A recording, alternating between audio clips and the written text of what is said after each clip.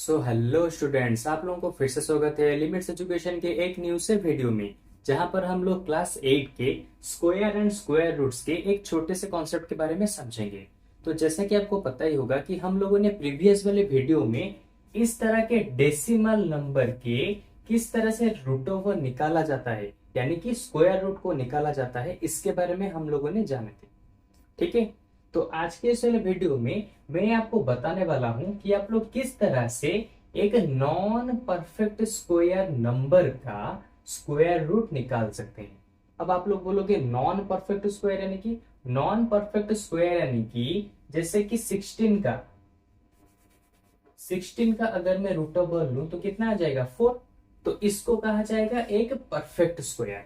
लेकिन वहीं पे अगर मैं 3 का रूट ओवर लू तो यहाँ पे वैल्यू होता है 1.732। ये इस तरह से चलता रहेगा, यानी कि ये कभी भी इस तरह से खत्म नहीं होगा। तो इस तरह के नंबर को, जैसे कि √3 हो गया, √2 हो गया, या फिर √5 हो गया, या फिर √7 हो गया, इस तरह के नंबर को जिसका कोई एक्चुअल में रूट ओवर नहीं होता, उस तरह के नंबर को कहा जाता है square root of a non perfect square. यानी कि इन सभी को एक एक नॉन परफेक्ट स्क्वायर कहा जाएगा। ठीक है। हालांकि हम लोगों के बुक में बताया गया है कि √3 के, √2 के, √5 के रूट ओवर को, वैल्यू को कैसे निकालें, लेकिन ये जो डेसिमल के बाद जो नंबर्स आते हैं ये कभी भी खत्म नहीं होते इनके रूट ओवर के आंसर में। ठीक है। लेकिन फिर भी हमारे पास फॉर्मूला है, ट्रिक्स है, जिसकी मदद से हम इसके कुछ वैल्यूज को फाइंड कर सकते हैं। और इसमें पूरा बिल्कुल भी डाउट मत रखना कि यहाँ पे कितने नंबर्स को फाइंड करना पड़ेगा डेसिमल के बाद। हमेशा तुम्हारे मैक्सिमम 3 डिजिट्स को फाइंड करने के लिए ही कहा जाता है कि डेसिमल के बाद मैक्सिमम 3 डिजिट्स होगा, उसी को ही तुम्हें फाइंड करना है। इससे आगे को फाइंड करने के लिए कभी भी एग्जाम में नहीं पूछा जाता। ठीक है। तो चलो अब हम लोग क्या करते हैं, स्टार्ट करते हैं कि किस तरह से इस तरह के नंबर हुए रूट ओवर को, यानी कि स्क्वायर रूट को निकालेंगे। ठीक है।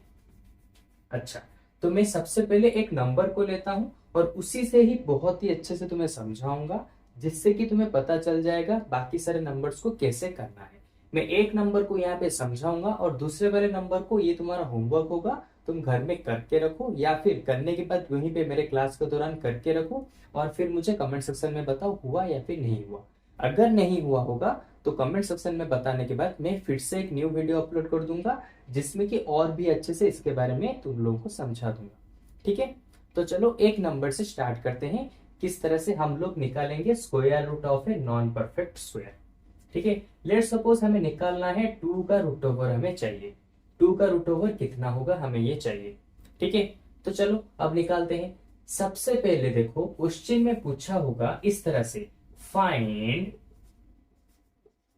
Square root of 2 in up to 3 decimal places, 3 decimal places. अब इसका मतलब क्या है, यानी कि तुम्हें √2 का वैल्यू तो यहाँ पे फाइंड करना है, लेकिन यहाँ पे डेसिमल के बाद यहाँ पे तुम्हें बस 3 नंबर को ही रखने हैं। अब ऐसा क्यों, क्योंकि जब तुम √2 के वैल्यू को निकालोगे तो यहाँ पे 3 से ज्यादा, यानी कि बहुत सारे नंबर्स तक तुम निकाल सकते हो, कभी भी ये खत्म नहीं होगा। इसलिए उसने क्वेश्चन में दिया है कि मैक्सिमम तुम्हें 3 नंबर्स तक ही तुम्हें रखना है, जिसकी वजह से तुम्हारा टाइम भी बहुत कम जाएगा और तुम्हें पता भी चल जाएगा कि √2 के वैल्यू होता क्या है। नहीं तो ऐसे तो बस नंबर चलता ही रहेगा, कभी खत्म ही नहीं होगा तुम्हारा डिवीजन। इसीलिए उसने क्वेश्चन में दिया होता है हमेशा कि अप टू 3 डेसिमल प्लेसेस के आंसर को तुम्हें निकालना है। ठीक है। तो चलो सबसे पहले देखो √2 के निकालने के लिए, इसके स्क्वायर रूट को निकालने के लिए, ठीक है, क्या करना है, यहाँ पे हम लॉन्ग डिवीजन मेथड की मदद से यहाँ पे आंसर को निकालेंगे। लॉन्ग डिवीजन मेथड ये एक ऐसा मेथड है जिसकी मदद से हम लोग किसी भी नंबर के स्क्वायर रूट को निकाल सकते हैं। ठीक है।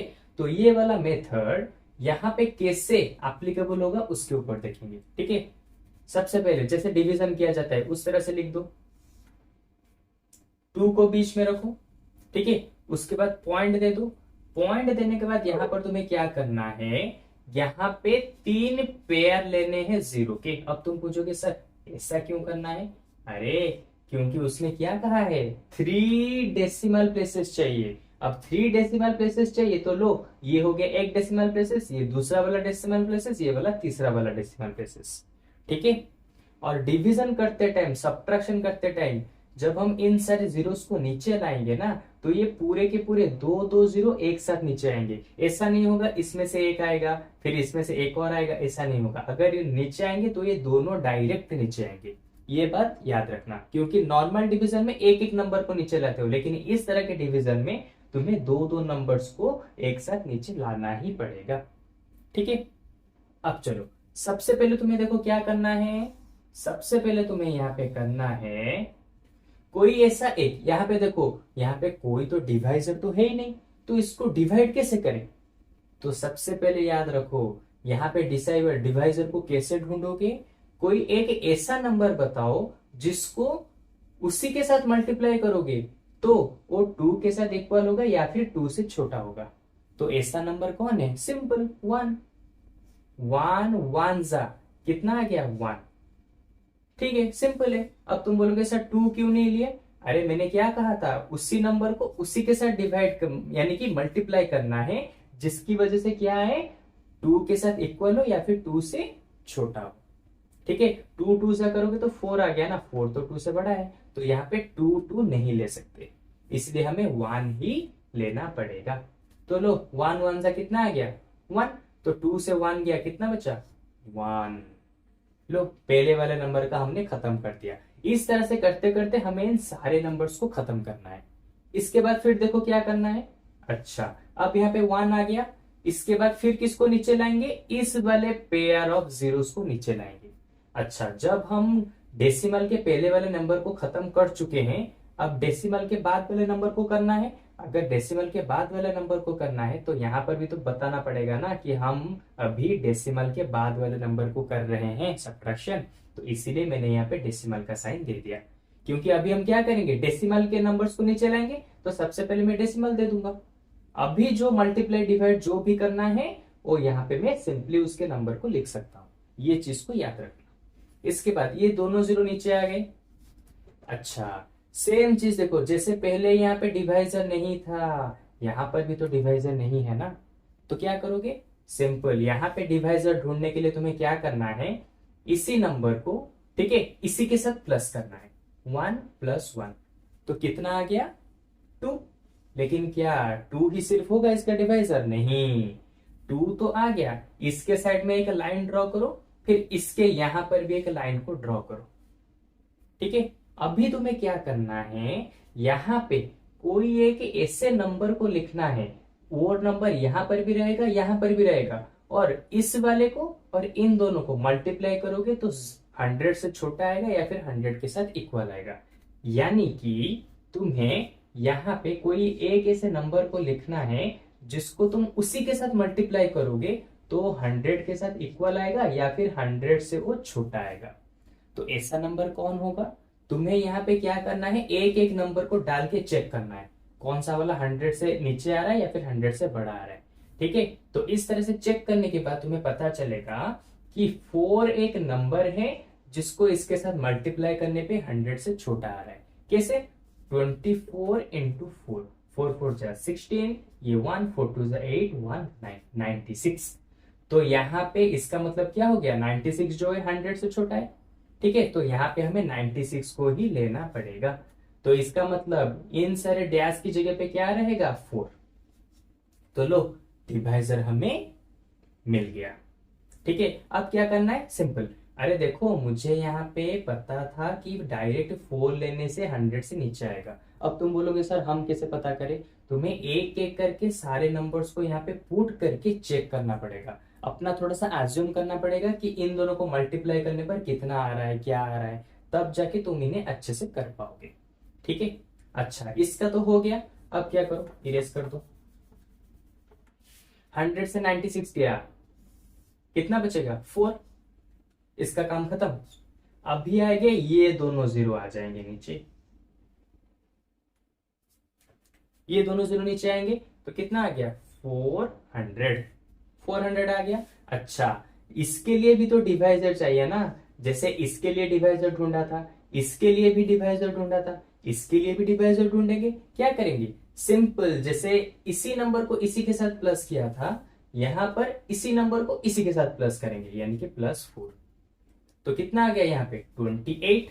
अब फिर से अब क्या करो, यहाँ पे एक जगह को छोड़ो, यहाँ पर भी एक जगह जगह को छोड़ दो। हमेशा यहाँ पे एक लाइन को छोड़ोगे तो यहाँ पर भी छोड़ना पड़ेगा। ये सिंपल सी चीज है, याद रह जाएगी, एक दो बार प्रैक्टिस करने के बाद याद रह जाएगा।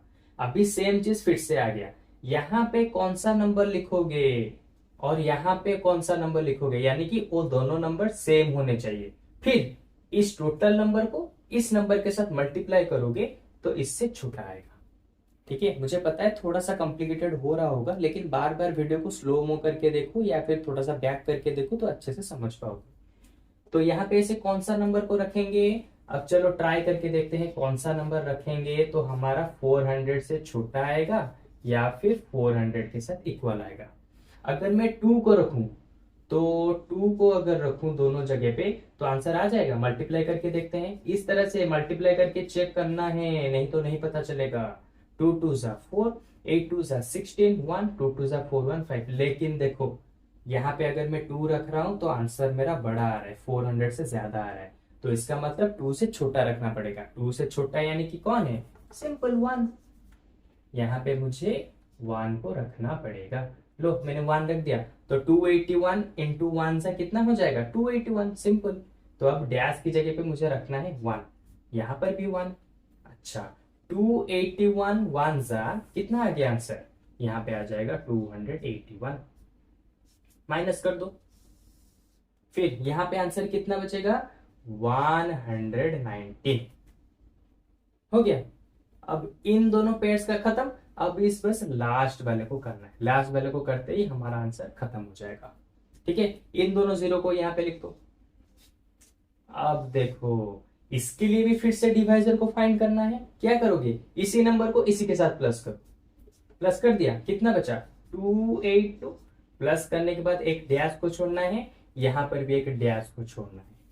सेम चीज, वही सेम प्रोसेस बार बार रिपीट ही करनी है। अब यहाँ पे ऐसा कौन सा नंबर रखोगे, यानी कि 282 के पास ऐसा कौन सा नंबर रखोगे, फिर उसी नंबर को इसके साथ मल्टीप्लाई करोगे तो कितना आएगा 11900 से इक्वल होगा या फिर उससे छोटा होगा। कौन सा नंबर ऐसा रख सकते हो बताओ। अगर मैं यहाँ पे 2 रखता हूं, अगर मैं यहाँ पे 2 रखता हूं, यहाँ पर भी 2, तो मल्टीप्लाई करके देखते हैं कितना आता है 2822 इंटू 2। तो देखो 2 2 जा 4, 2 2 जा 4, 8 2 जा 16, 1 2 2 जा 4 1 5 5 6 4 4। देखो बहुत छोटा आ रहा है, तो इसका मतलब थोड़ा सा और बढ़ा लेते हैं। और बढ़ा लेंगे तो लेट सपोज मैं ले जाता हूँ 4 को लेके देखते हैं कितना आता है। 4 को लेके देखेंगे, यहाँ पे 4 रखता हूँ, यहाँ पे भी 4 रखता हूँ। अब 4 को मल्टीप्लाई करो, 4 2 जा 8, 4 2 जा 8, 8 4 जा 32, 4 2 जा 8, 8 3 11। हाँ बिल्कुल पास पास आ रहा है। अब इससे ज्यादा बड़ा नंबर लूंगा तो इससे बड़ा आ जाएगा, तो इसका मतलब यहाँ पे 4 डालना ही हमारे लिए सही है।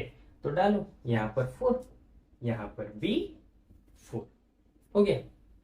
अच्छा, अब देखो क्या करना है, सिंपल 282 4 2824 इंटू 4, इन दोनों को मल्टीप्लाई किया।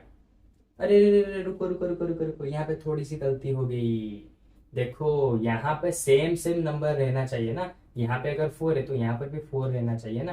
तो कितना आ जाएगा देखो, 4 4 जा 16, 4 2 जा 8 1 9, 4 8 जा 32, 4 2 जा 8 8 3 11, 11296, यानी कि वो 900 से 11900 से छोटा आ रहा है। 11900 से ये वाला नंबर छोटा आ रहा है, तो इसका मतलब हम लोग डैश की जगह पे 4 को इनपुट कर सकते हैं। ठीक है, अब इनपुट करने के बाद माइनस करो, सिंपल। इसको मैं इरेज कर देता हूं, इसको तो तुमने लिख ही लिया होगा। अब माइनस करेंगे तो 11296। अब देखो यहाँ पे आंसर कितना बचा 296, तो 10 में से 6 जाएगा 4, 9 में से 9 जाएगा 0, तो ये 9 है 8, 8 से 2 जाएगा तो 6, 604। अभी भी देखो यहां तक आंसर, अभी तक रिमाइंडर हमारा 0 नहीं आया है। क्योंकि मैंने तुम्हें पहले ही कहा था इसका आंसर इसी तरह से चलता रहेगा, इसीलिए वो तुम्हारे क्वेश्चन में देगा कि 3 डेसिमल प्लेसेस तक तुम्हें फाइंड करना है, क्योंकि इतनी तरह कितनी बार करोगे डिवीजन, नहीं कर सकते, ठीक है। इसीलिए वो तुम्हें कहेगा कि अप टू 3 डेसिमल प्लेसेस तक तुम्हें अपने आंसर को निकालना है, जो कि देखो हमने यहाँ पे निकाल दिया। और उसी 3 डेसिमल प्लेसेस को निकालने के लिए हमने 3 पेयर जीरोस को लिए थे, ताकि हमें याद रहे बस इन 3 पेयर जीरो को हमें काट काट के नीचे तक लेके आना है, जो कि हमने पूरा का पूरा कर दिया, ठीक है। तो अब देखो एंड में हमारा आंसर कितना मिला, 1.414। इसका मतलब स्क्वायर रूट ऑफ 2 का वैल्यू कितना हो जाएगा, 1.414, ठीक है।